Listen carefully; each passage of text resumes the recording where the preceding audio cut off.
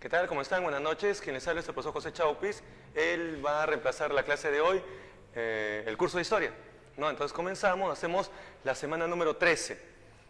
Bueno, en primer lugar, el tema que nos reúne hoy día es sobre la Ilustración, siglo XVIII. Concepto. Primero, la Ilustración tiene que ver con dos ideas claves, la razón y el progreso. Por eso es que a la Ilustración la llaman el siglo de las luces. ¿No? El siglo de las luces, que es justamente el siglo de la Ilustración. Muy bien. ¿Cuáles son sus características?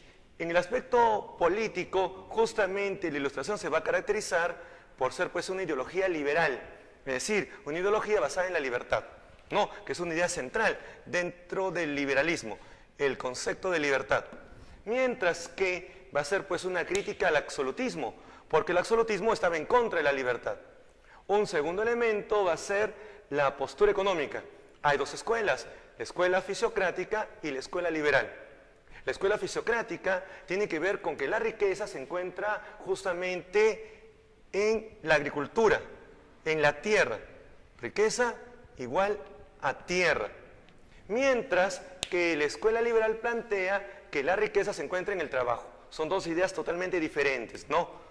Entonces, por el otro lado, plantea que la riqueza se encuentra en el trabajo. Son dos escuelas totalmente diferentes, ¿no? Por último, la postura religiosa. Bueno, pues son anticlericales, aunque no son ateos. No, el siglo XVIII ilustrado no plantea el ateísmo, ¿ya? Por el contrario, sí son anticlericales, aunque no son ateos, ¿ya? Finalmente, su postura social. Sí, pues en términos sociales son críticos de la sociedad estamental. No, lo que viene a ser justamente nobleza, clero y pueblo. Lo que se llama pues el tercer estado. No, tercer estado también llamado el estado llano. No, el tercer estado, ¿ya? O estado llano, que lo va a caracterizar. ¿Ya? Ahora, por último, los representantes. Los representantes más importantes son de la filosofía. No, y lo que aparece en su texto son representantes justamente de la filosofía. ¿Como quiénes? Como Montesquieu con el espíritu de las leyes, como por ejemplo Voltaire con sus cartas filosóficas y finalmente Rousseau con el contrato social, que son pues las obras más importantes y significativas. Un segundo tema que nos reúne hoy es el tema de la independencia de las 13 colonias de Norteamérica. Con relación a esto, habría que indicar cuáles son las causas de la independencia norteamericana. En primer lugar, va a ser el factor político. No, el cuadernillo que ustedes tienen a la mano dice que los colonos carecen de representación justamente en el Parlamento inglés. Es decir, no tienen derechos. Y eso que quede bien claro, ellos no tienen derechos. Prueba de ello que como causa económica a los colonos le imponen impuestos. Dos van a ser los más importantes. El impuesto justamente que viene a ser el impuesto del timbre y el impuesto del té, siendo el más nocivo para los intereses de los colonos el impuesto al té. Por último, está el factor ideológico, debido pues justamente a la influencia que tiene la Ilustración. Sí, pues, porque la Ilustración tiene un concepto clave que va a ser el elemento principal que va a socavar el absolutismo, que es el concepto de soberanía popular. ¿Ya? Este concepto significa que el poder viene del pueblo, poder del pueblo. Y como el poder viene del pueblo, ya no viene del rey. Y es legítimo justamente conspirar contra la autoridad del rey, ¿no? Bueno, vemos un poco el desarrollo de la Guerra de Independencia. Todo comienza con un acontecimiento llamado el Motín de Boston, por el cual justamente un grupo de colonos lanza un cargamento de té al mar. Son como 300 cajas que se botan al mar. Esas 300 cajas que son echadas al mar traen cola, porque la corona inglesa es altamente represiva. Ante ello, las 12 colonias restantes se reúnen en el famoso primer Congreso de Filadelfia. El primer Congreso de Filadelfia, va a establecer un rechazo a los impuestos, siendo el impuesto que más rechazan el impuesto al té, que es el impuesto que más rechazan, ¿ya? Junto con esta idea surge pues el segundo Congreso de Filadelfia. El segundo Congreso de Filadelfia declara la guerra a Inglaterra, siendo justamente su jefe Washington, el famoso George Washington. George Washington justamente va a ser nombrado jefe de milicias. ¿Ya? ¿Quién no recuerda pues la película El Patriota con Mel Gibson, donde justamente se puede observar, no, que son milicianos? Washington es un jefe de milicias, no, que es justamente una especie de ejército no profesional. Eso es lo que ocurre.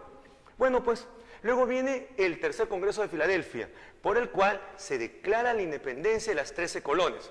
Y las 13 colonias van a tener un nombre, se van a llamar Estados Unidos de Norteamérica, que es justamente el nombre con el cual se funda esta nueva nación, ¿no? Los Estados Unidos del Norte de América, o Norteamérica, ¿no? Muy bien. Ahora, pero una guerra de independencia no se gana sino peleando. Y bueno, justamente para ganar la guerra de independencia hay que pelear, ¿no? Una batalla importante que lastimosamente no aparece en el cuadernillo es la batalla de Saratoga, que es importante. Claro, la batalla de Saratoga viene a ser justamente el primer triunfo colono, ya que es un triunfo importante. Complementariamente a Saratoga, ¿no?, viene pues uno que sí es muy conocido, la batalla de Yorktown. La batalla de Yorktown, que sí es bastante conocida, justamente es el triunfo final de los colonos apoyados por Francia, porque Francia, que es archienemiga de Inglaterra, decide apoyar a los colonos norteamericanos.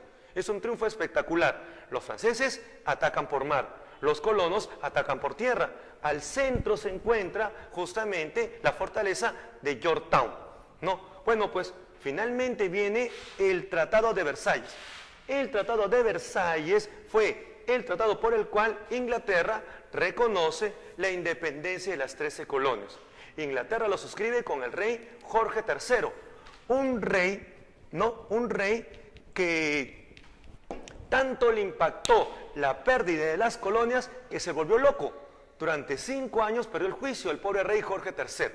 No, claro, recién al 5.º año recuperó la razón. Bueno, hay una parte en el texto que dice, ¿sabía usted? Eso habría que conceptualizarlo como consecuencia, ¿ya? O sea, cuando vemos la idea del ¿sabía usted?, hay que verlo como una consecuencia, ¿ya? Entonces le leo, ¿sabía usted que las colonias norteamericanas fueron justamente las primeras de independizarse de su metrópoli? Sí, fue la primera de América que justamente terminó independizándose de su metrópoli, ¿ya? Bueno, pues ahora hacemos otro cambio de tema. Hacemos el cuadro número 3, que tiene que ver con la Revolución Francesa. Comenzamos primero viendo las causas, ¿ya? A ver, con relación a las causas están pues las causas económicas. Con relación a las causas económicas está pues, en primer lugar, el derroche fiscal. En Francia hay todo un derroche. Derroche que uno puede observar claramente, por ejemplo, en la corte de Versalles. Claro, ¿quién no ha visto pues la película María Antonieta de Sofía Coppola, donde se observa justamente el derroche y boato del lujo de Versalles, la corte de Versalles?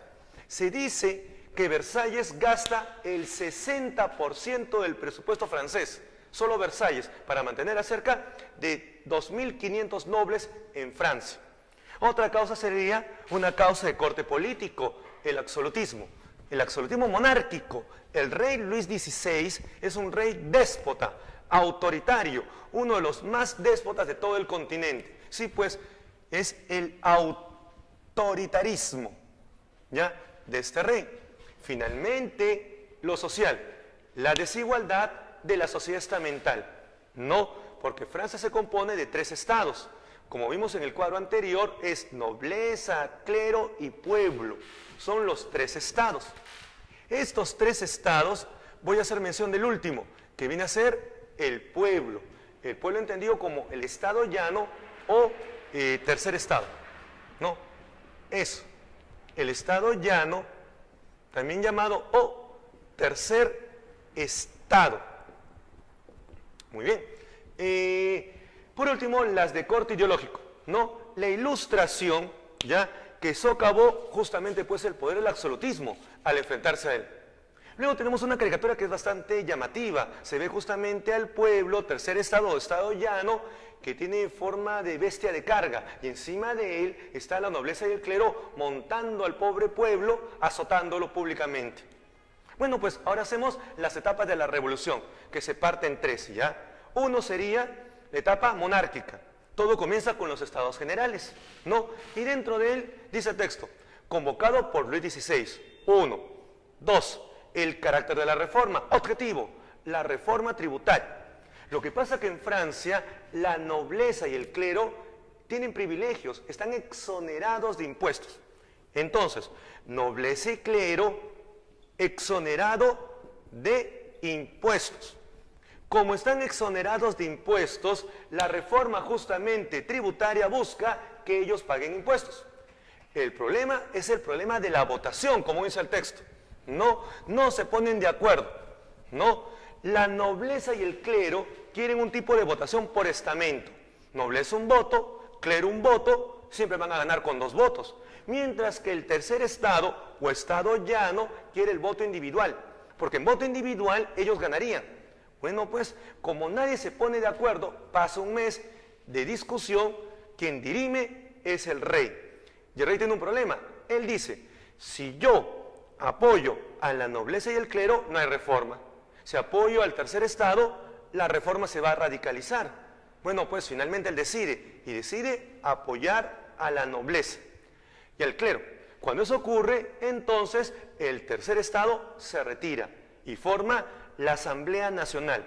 Se va a llamar Asamblea Nacional porque justamente el tercer estado representa a la nación. Ahí está. El estado llano, ¿ya? El estado llano representa a la nación. Como el estado llano representa a la nación, entonces se forma la Asamblea Nacional. Bueno, el texto dice justamente el juramento del juego de la pelota. No hay lugar donde sesionar. El único lugar es el llamado juego de la pelota, que es una especie de mezcla de tenis con frontón. En este lugar llamado juego de la pelota se sesiona. Es en el famoso juramento. ¿Cuál es el juramento? No diluirse hasta que no redacten una constitución. El rey va, y al ir el rey justamente los amenaza con disolverse. Pero al final retrocede porque la Asamblea Nacional dice, nosotros solo saldremos con muertos o con una constitución bajo el brazo. Bueno, pues, ante esa coyuntura, luego se incorpora el clero y la nobleza. Así que finalmente la Asamblea Nacional se incorpora clero y nobleza. Al incorporarse el clero y la nobleza, la Asamblea Nacional se disuelve. Y al disolverse, se forma una asamblea nueva, que es el sentido por el cual se reunieron, que es la Asamblea Constituyente. Bueno, pues, la Asamblea Constituyente viene quizás el acontecimiento más interesante, la toma de la Bastilla. Ustedes pueden ver en su cuadernillo, cómo hay una imagen superior donde está tomándose la Bastilla. Y abajo se puede ver una imagen del grupo que toma la Bastilla, los sans-culottes. Los sans-culottes, en castellano significa sin calzones. Son los sin calzón. Claro, no quiere decir que no tengan calzón. Lo que ocurre, pues, que su pantalón es diferente al pantalón de la nobleza. El pantalón de la nobleza es un pantalón ajustado a la pierna, con una bombacha llegada hasta el ombligo. En cambio, el pantalón de los sans-culottes es un pantalón ancho, bombacho, tipo chavito, que es un pantalón diferente, totalmente opuesto. Ahora, un segundo momento importante, ¿cuál es? Los acuerdos de la Asamblea. Claro, ustedes que llevan educación cívica también, de forma virtual, claro está, tienen un documento brillante, que es justamente la Declaración de los Derechos del Hombre y del Ciudadano. Este documento, como usted lo sabe mejor que yo, por cívica, es el primer documento universal. Es el primer documento de carácter universal. Hasta ese momento nunca se había justamente hecho un documento de carácter universal, válido para todas las personas de todos los tiempos, de todas las épocas, sin distinción de raza, credo, opción sexual o condición social. Es un documento realmente brillante. Y un segundo momento, dice el texto, la constitución política. Esta constitución política establece justamente la monarquía constitucional. Y Francia se va a convertir en esto, se va a convertir en una monarquía constitucional. Okay. Monarquía constitucional. Ahí está. Monarquía constitucional. Ok. Eso. Ahora sí.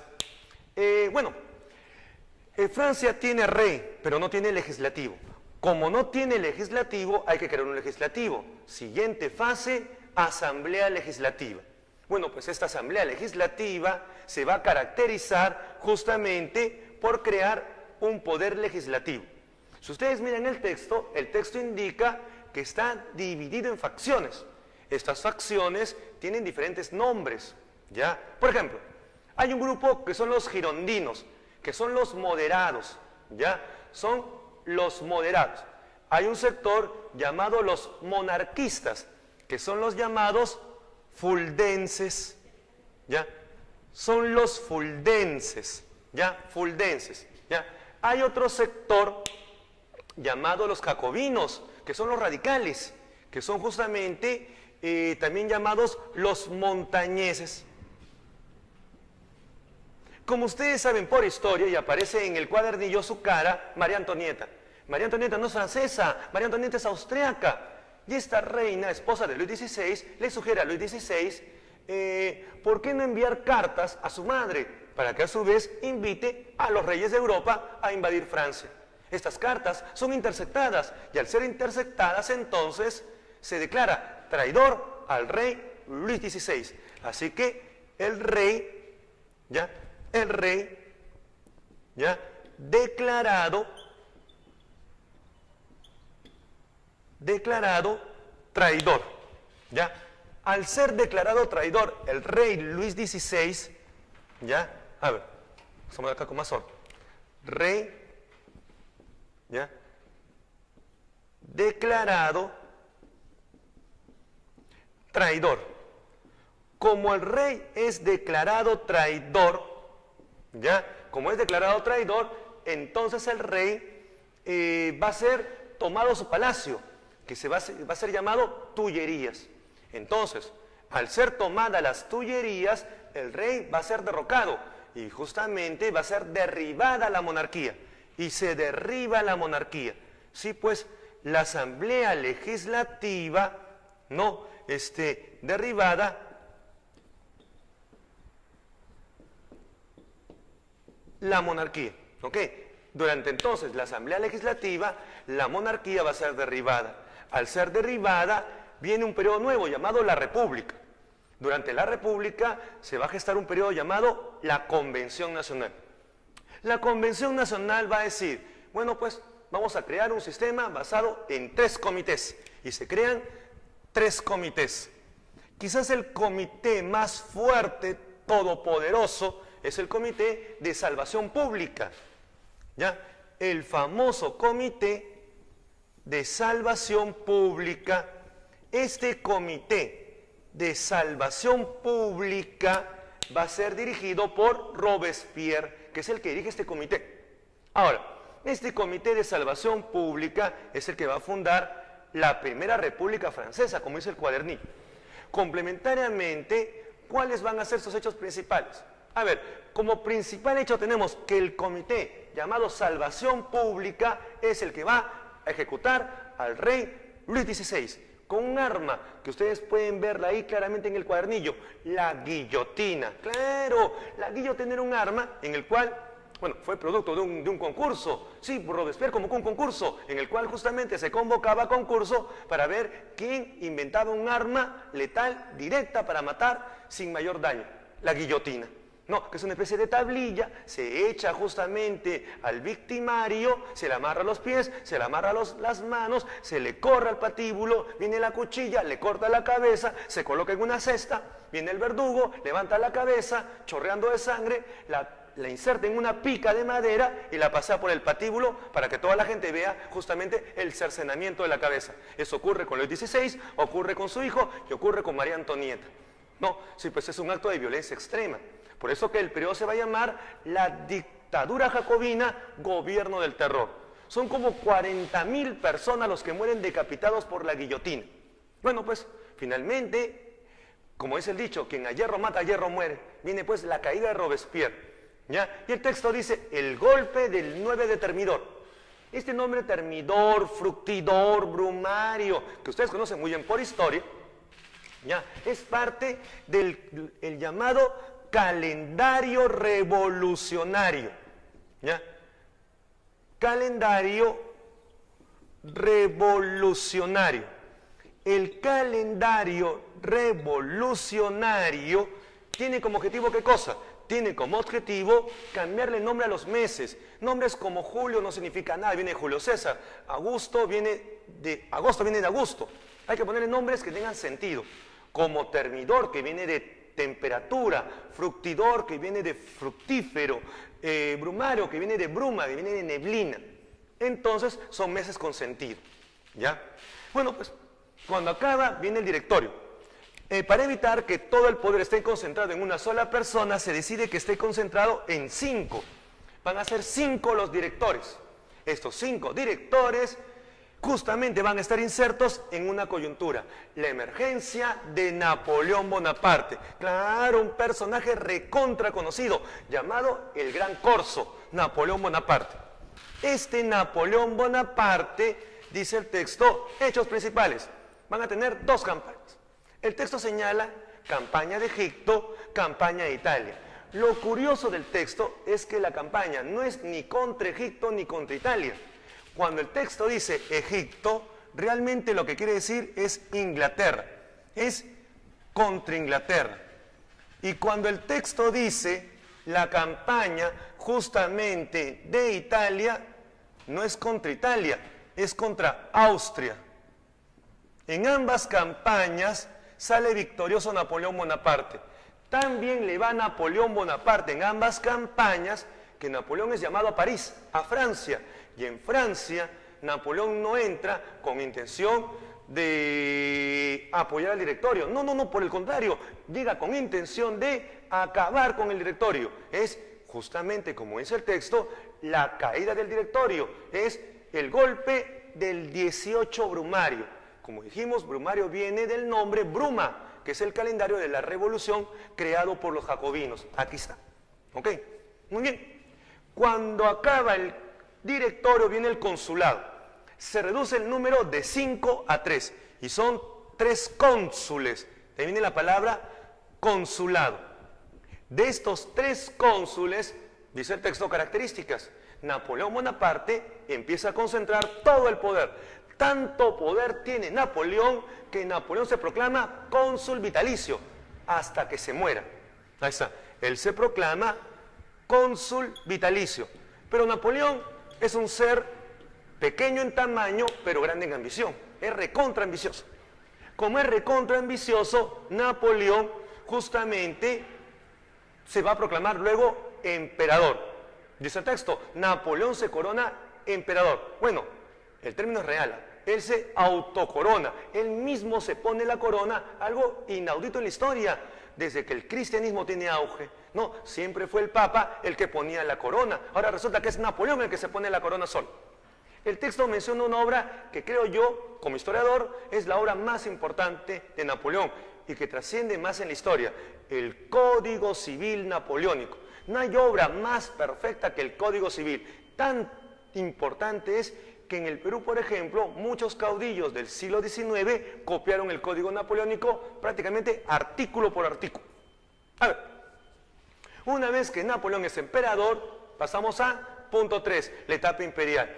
Características, este es el Napoleón de la expansión, es el Napoleón de las conquistas, es el Napoleón conquistador. Y quizás nosotros recordemos más a Napoleón por sus conquistas. Claro, ¿quién nos recuerda, por ejemplo, y el texto menciona, su batalla más grande y su derrota más desastrosa? Su batalla más grande y su gran triunfo va a ser Austerlitz. Austerlitz es también llamada la batalla modelo. Se llama batalla modelo porque Napoleón realmente sentó un precedente de cómo se debía pelear un combate. Y Napoleón, justamente en Austerlitz, ¿ok?, vence a los ejércitos de Rusia y Austria. Vence a los ejércitos de Rusia y Austria. Pero así como Austerlitz va a ser su gran batalla, ¿ok?, Waterloo va a ser su gran derrota.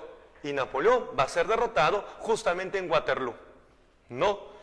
Bueno, pues una vez que derrotado Napoleón en Waterloo, va a ser llevado a una isla, la isla de Santa Elena, donde va a morir al poco tiempo. Ahora ya se conoce cómo murió Napoleón. Napoleón muere de cáncer al estómago. Sí, dicen que su captor le tenía tanto odio que le daba veneno en dosis pequeñitas todos los días al pobre Napoleón. Y él muere justamente de cáncer al estómago, un cáncer muy difícil. Bueno, hasta ahí nomás en la parte de lo que es Revolución Francesa.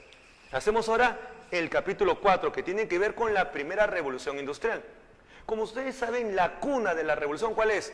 Inglaterra. Claro, tremendo país importante. Ahora, ¿cuáles son sus características? El maquinismo fabril. Sí, es el maquinismo de la industria. Claro, el maquinismo de la industria. Ahí está.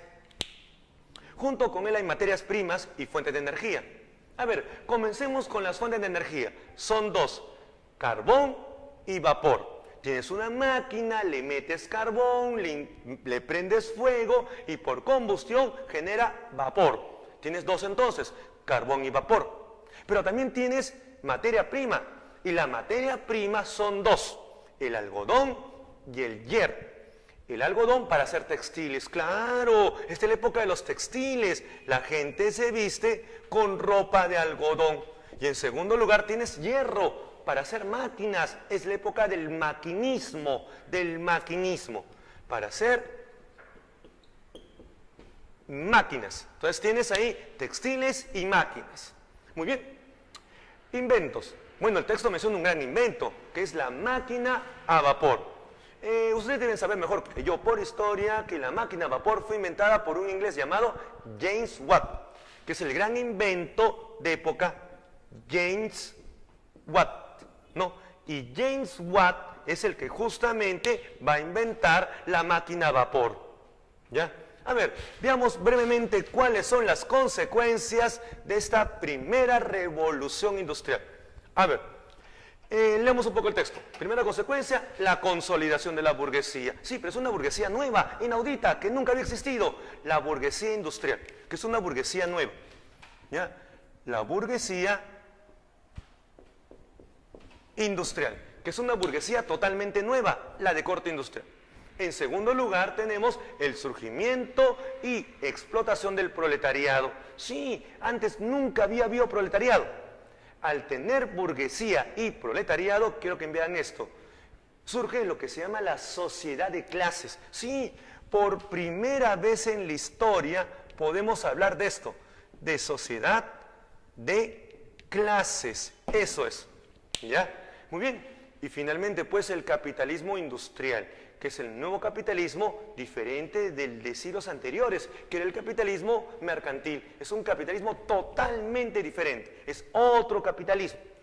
A ver, bueno, hacemos ahora el cuadro 5, que tiene que ver con las ideologías políticas del siglo XIX.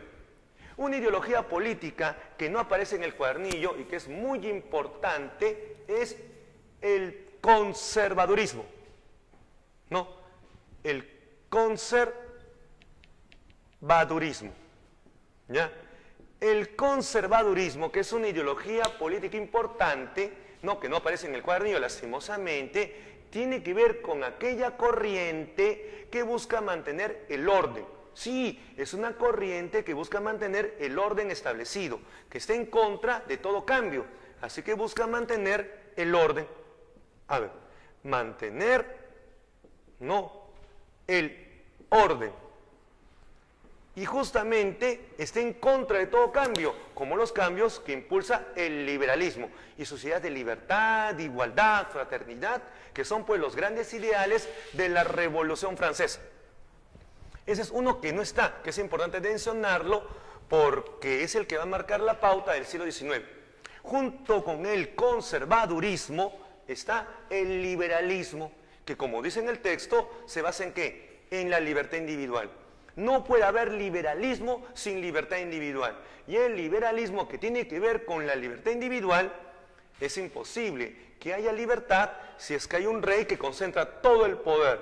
Por eso que el cuadernillo dice que tiene que haber división de poderes del Estado, porque solamente habiendo división de poderes, ejecutivo, legislativo y judicial, puede haber liberalismo. Un personaje clave, archiconocido por todos ustedes, John Stuart Mill.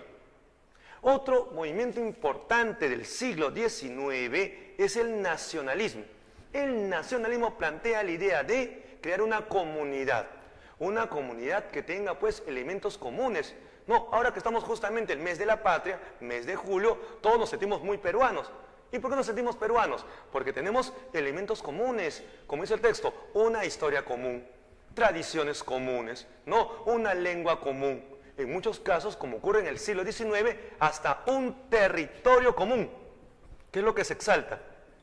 El territorio común. Entonces, sumemos lengua común, historia común, tradición común, territorio común, tenemos nacionalismo. Y el personaje que está ahí es archiconocido, Giuseppe Mazzini. Giuseppe Mazzini es un italiano, sí, es el líder de la unificación italiana, porque justamente Giuseppe Mazzini va a liderar lo que se llama el proceso de unificación italiana. Este proceso de unificación italiana crea la nación italiana por primera vez en la historia, siglo XIX. Bueno, pues otro momento importante es el socialismo. No, el texto dice que el socialismo critica al capitalismo. Sí, hay dos tipos de socialismo, el socialismo utópico y el socialismo científico. ¿Ustedes sabían que el concepto socialismo utópico es un concepto acuñado por Carlos Marx como un sarcasmo burlón que hace Carlos Marx contra estos llamados utópicos? Es un concepto de Marx. Carlos Marx se burla de ellos, dice, no, ustedes son unos utópicos, ustedes sueñan con el cambio. Sí, pues porque el texto dice, no, que ellos defienden los medios pacíficos para transformar la sociedad capitalista. Y ellos creen realmente en eso, ellos creen que el mundo puede cambiar de forma pacífica. Y tienen algunos personajes realmente brillantes que expresan ese sentimiento, como por ejemplo Robert Owen, Saint-Simon, que son importantes. Voy a mencionar uno, que me parece que hace un acto importante, el famoso Robert Owen. Robert Owen crea la primera unión sindical. No digo que está creando, ¿ya? No digo que crea los sindicatos, crea la primera unión sindical. ¿Qué significa crear la primera unión sindical? Ustedes seguro deben conocer que en el Perú hay un órgano llamado CGTP, que es una unión de sindicatos, como la CTP también es una unión de sindicatos. En el caso de justamente Robert Owen, él crea la primera unión sindical, y es importante. Bueno, pues al costado están los científicos, dos personajes, Carlos Marx y Federico Engels. Ellos plantean justamente que la lucha de clases es el motor de la historia como elemento transformador. Cuando Carlos Marx utiliza el concepto lucha de clases, quiere decir violencia. Frente al socialismo utópico que quiere la vía pacífica, el socialismo científico quiere la vía violenta. Marx y Engels van a decir que a lo largo de la historia ha habido pura violencia. Hay una frase que a mí me encanta de Carlos Marx. Él iba a decir, la violencia es la partera de la historia, dice Carlos Marx. Y hasta cierto punto tiene razón. Si uno mira la historia, no, la confrontación histórica, ¿cuál es? El esclavo contra el amo, el siervo contra el señor, el obrero contra el burgués. Sí, pues él habla de eso, de lucha de clases, ¿no? Que se va a ver a lo largo de la historia. Muy bien, finalmente el anarquismo. Quizás muchos de ustedes han visto este símbolo, claro, pintado en las paredes, los chicos rebeldes se lo dibujan en el cuerpo, la de anarquía. Es un símbolo pues, muy conocido, ¿no? ¿Qué tiene que ver este símbolo de anarquía, de la rebeldía juvenil, con el anarquismo del siglo XIX? Quizás tenga que ver con el sentido de ir en contra de la autoridad, de acabar con el Estado y contra toda autoridad. Es el anarquismo. Su máximo representante, Bakunin. Uno se puede preguntar, ¿y cómo viviría un mundo anarquista? Ya, para que ustedes tengan una idea cómo se viviría en el mundo anarquista, imagínense ustedes en las comunidades hippies, de los años 60. Eran comunidades libres, igualitarias, sin reglas, sin roles y sin instituciones. Eso se llama anarquismo. Entonces, más o menos esa es la idea que ellos tienen de cómo deberían vivir, ¿no? Bueno, pues hacemos ahora el cuadro número 6. Se va a llamar la Restauración. 1815-1830. El texto señala características. Es la defensa del poder monárquico. ¿Recordarán ustedes hace unos minutos cuando hablábamos del pensamiento conservador? Sí, la Restauración tiene que ver con esto, con el pensamiento conservador. Y la Restauración es esto, es un pensamiento de corte conservador. Este pensamiento de corte conservador, que es la Restauración, defiende ¿qué cosa? El poder monárquico. ¿Y está en contra de quién? Está en contra justamente de la expansión del liberalismo. Es decir, este pensamiento conservador está en defensa del orden establecido, es contrario a todo cambio radical, es decir, la libertad, está en contra de la libertad. Y esta restauración tiene dos momentos, uno se va a llamar Congreso de Viena y otro se va a llamar Santa Alianza. El Congreso de Viena ya va a reunir a los países vencedores de Napoleón. Sí, porque cuando cae Napoleón y es desterrado, se reúne el Congreso de Viena. Son los vencedores ya de Napoleón Bonaparte. Muy bien, estos países vencedores de Napoleón tienen una inquietud. Nosotros queremos restablecer las monarquías. Ustedes seguro deben recordar en su clase de Historia del Perú cuando Napoleón invadió España. ¿Recuerdan eso? Claro, ¿quién no lo recuerda? Invade España, saca al rey Fernando VII y Napoleón pone a su hermano José I, llamado vulgarmente Pepe Botella. Ya, esa idea de haber sacado un rey, puesto a otro, lo hace Napoleón en toda Europa. Pone primos, pone tíos, pone sobrinos, y cuando cae Napoleón hay que restablecer las monarquías, restaurar monarquías, que son las monarquías sacadas por Napoleón. El personaje que aparece en su cuadernillo es el famoso Metternich. Metternich es el personaje más representativo del pensamiento conservador. Por si acaso no lo dije, se me escapó, Viena queda en Austria, ¿Ya? Bueno, complementariamente con el Congreso de Viena viene la Santa Alianza. En su cuadernillo ustedes tienen una imagen que dice Zar Alejandro. Bueno, a ustedes ahí pónganle al costadito el nombre Alejandro, el número 1, porque es el Zar Alejandro I, ¿ya? Alejandro I. Como ustedes saben también por historia, ¿no? El zar Alejandro I es de Rusia, los zares son rusos, ¿ya? Es de Rusia. A ver, la Santa Alianza convocada por el zar de Rusia, Alejandro I, tiene un objetivo. Dice el texto, sofocar las revoluciones liberales. El Congreso de Viena da ideas, hay que cambiar y hay que restablecer reyes. En cambio, la Santa Alianza lo aplica, hay que justamente sofocar cualquier tipo de revolución de corte liberal. Es decir, la Santa Alianza es el complemento del Congreso de Viena. Van de la mano, van de la manito, ¿ok? Listo. A ver, y bueno, último tema que nos reúne es el tema, pues, del cuadro número 7, ¿ya? Llamado las revoluciones burguesas francesas, que va de 1815 a 1830. A ver, digo, 1830, 1848. A ver, quiero que vean este contexto histórico. Europa ha estado conmocionada entre 1789 y 1814, que cae Napoleón. Luego viene la Restauración, 1815, 1830. La Restauración quiere volver a la historia antes de la Revolución Francesa, antes de la Ilustración, antes del liberalismo. Y no se puede, porque retroceder en el tiempo ya no se puede. La historia ha cambiado. La Revolución Francesa ha marcado un hito histórico que ha cambiado totalmente la historia.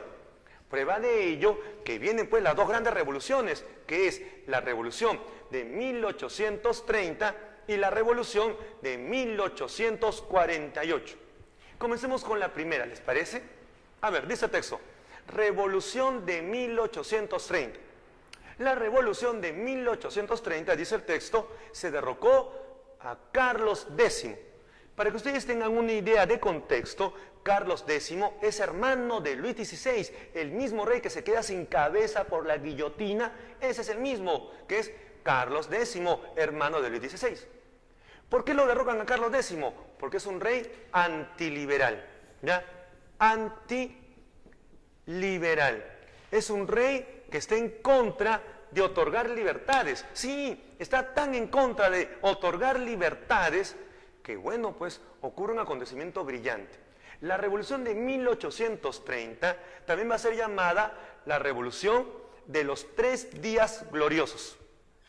Así va a ser llamado, los 3 días gloriosos. ¿Por qué? Durante 3 días Francia se conmociona. Día 1, se forman las barricadas. El pueblo se enfrenta a los soldados del rey Carlos X. Una confrontación donde las barricadas parisinas del pueblo soportan la presión de los soldados del rey. El segundo día, no, aunque ustedes no lo crean, las fuerzas del rey se rinden ante las barricadas y se unen en el segundo día. El tercer día, las fuerzas de los soldados del ejército más las barricadas van a tomar el Palacio Real y derrocan a Carlos X. Son los 3 días gloriosos, también llamados las barricadas, ¿no? Entonces, son los 3 días gloriosos o los días de las barricadas, ¿no? Ahora, un hecho importante de este es que el pueblo francés, harto de la nobleza, decide nombrar a un rey de su propia condición social, que es el famoso Luis Felipe I. Y este Luis Felipe I va a establecer una monarquía constitucional en Francia. A este rey llamado Luis Felipe I se le va a llamar vulgarmente el rey burgués. Sí, va a ser llamado vulgarmente el rey burgués, porque es un rey que sale de la propia burguesía, el famoso rey burgués. Este rey burgués que sale de la propia burguesía, rey burgués, va a poner fin a los Borbones. Ustedes saben que en Europa ya no hay Borbones en todo el continente. El único país en toda Europa que tiene Borbones es España en la actualidad, ¿ya? Y bueno, pues la revolución de 1830 es el fin de los Borbones, que ustedes lo deben recordar muy bien por historia, por las llamadas reformas borbónicas, por el rey Luis XIV, que es un Borbón. Bueno, pues cuando acaba este mandato, cuando acaba esta revolución de 1830, se pensaba que el siguiente rey iba a gobernar mejor, y no gobierna mejor, gobierna peor. Revolución de 1848. La revolución de 1848 derrocó justamente al rey Luis Felipe I. Lo derroca porque este rey, al igual que su antecesor, va a ser también antiliberal. Sí, y este rey va a ser justamente antiliberal. Ya, es el rey burgués que cae. Cuando este rey cae, los franceses están hartos de los reyes. No queremos un rey noble, no queremos un rey burgués, queremos ahora una república. Y se establece la Segunda República Francesa. Recordemos un poco de información, ¿ya? Ok, a ver, ¿recuerdan ustedes Revolución Francesa? Etapa de la Convención Nacional, Robespierre es la primera República Francesa. Ahora viene la Segunda República, cuando cae el rey burgués. Bien, dice el texto, la Segunda República Francesa. En la Segunda República Francesa se va a convocar elecciones, sí, siendo elegido Luis Bonaparte presidente de Francia. Ustedes sabían que hace un par de semanas salió la gran encuesta de apoyo a nivel nacional, donde Keiko Fujimori está por encima a nivel nacional de Castañeda Locio. Creo que gran parte del éxito de Keiko Fujimori está en su apellido Fujimori, porque la gente lo recuerda mucho, ese apellido. Algo parecido ocurre en Francia. Así como en el Perú, el apellido Fujimori es un apellido que pesa mucho y Keiko tiene mucha votación por el apellido Fujimori, en el caso francés, el apellido Bonaparte es un apellido también que está muy metido en la cabeza de las personas. ¿Ustedes sabían que Luis Bonaparte, cuando es proclamado presidente, ganó con el 90% de los votos de las elecciones francesas? Claro, lo malo que Luis Bonaparte no quiere ser presidente, y al igual que su abuelo Napoleón Bonaparte, él desea ser más que presidente, desea ser emperador. Y bueno, pues el texto dice que él estableció la monarquía proclamándose emperador. ¿Ustedes sabían que él se proclama emperador a través de elecciones? Sí, él convoca un plebiscito. No, va a decir, pueblo francés, ¿ustedes quieren que yo sea emperador, sí o no? Y el 95% de Francia decide que sí, que Napoleón, Luis Bonaparte, sea emperador. Muy bien, cuando Luis Bonaparte se proclama emperador, con el apoyo del pueblo francés, se va a llamar Napoleón III. No, con lo cual se inicia el segundo imperio francés. Es el segundo imperio francés, ¿ya? Que es el imperio de Napoleón III. No, con el cual, bueno, ponemos punto final a esta clase. No, ojalá que les haya gustado. Ahora voy a pasar a explicarles un poco las preguntas del cuadernillo con su clave respectiva, ¿ya? A ver, si vemos el cuadernillo, la pregunta número 1 dice, de la imagen señalada, ¿qué se puede observar? Si ustedes ven con detenimiento la imagen, pregunta número 1, van a ver 3 personas que están abrazándose, tomándose de la mano. A la izquierda está el sacerdote, a su derecha está el noble, al centro el burgués. Eso se llama justamente el juramento del juego de la pelota. La primera pregunta entonces sería la respuesta a la E. No, la E de enano, no, donde se puede ver justamente el famoso juramento del juego de la pelota. La pregunta 2 nos dice, ¿la Revolución Francesa fue dirigida principalmente por quién? A ver, a partir de la llamada Asamblea Nacional, recordemos que es cuando el tercer estado se retira de los estados generales, quien toma la batuta, ¿quién va a ser? La burguesía. Claro, no. Entonces, la pregunta número 2, la respuesta sería la letra A, donde justamente la burguesía tendrá la dirección de la revolución. No, la A. La pregunta 3 dice, doctrina política que buscaba acabar con el capitalismo a través de la lucha de clases con una revolución proletaria. ¿Cuál sería? Sencillo, el socialismo científico, el de Carlos Marx y Federico Engels. Así que la pregunta 3 sería la D de dedo. D. La pregunta 4 nos dice, ya, los sectores populares, urbanos, que participaron activamente en los acontecimientos de la Revolución Francesa, ¿cuáles fueron?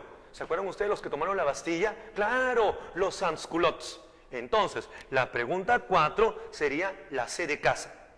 Y la pregunta 5 dice el texto. La Revolución Francesa trajo como consecuencia principal, ¿qué cosa? Quizás el efecto más importante fue haber acabado con el sistema. La respuesta sería la D de dedo, la destrucción del antiguo régimen feudal. Bueno, ojalá les haya gustado esta clase. Bueno, será hasta otra oportunidad. Chao.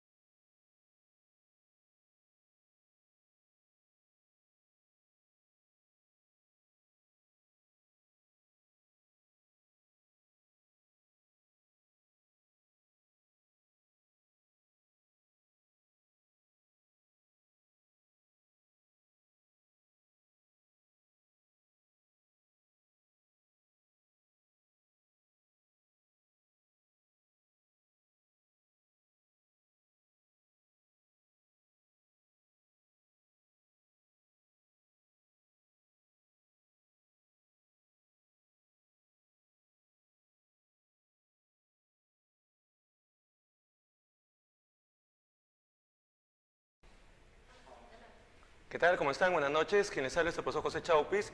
Él va a reemplazar la clase de hoy, el curso de historia. ¿No? Entonces comenzamos, hacemos la semana número 13. Bueno, en primer lugar, el tema que nos reúne hoy día es sobre la ilustración, siglo XVIII. Concepto. Primero, la ilustración tiene que ver con dos ideas claves, la razón y el progreso. Por eso es que a la ilustración la llaman el siglo de las luces. ¿No? El siglo de las luces, que es justamente el siglo de la ilustración. Muy bien, ¿cuáles son sus características? En el aspecto político, justamente la ilustración se va a caracterizar por ser pues una ideología liberal, es decir, una ideología basada en la libertad, ¿no? Que es una idea central dentro del liberalismo, el concepto de libertad. Mientras que va a ser pues una crítica al absolutismo, porque el absolutismo estaba en contra de la libertad. Un segundo elemento va a ser la postura económica. Hay dos escuelas, la escuela fisiocrática y la escuela liberal.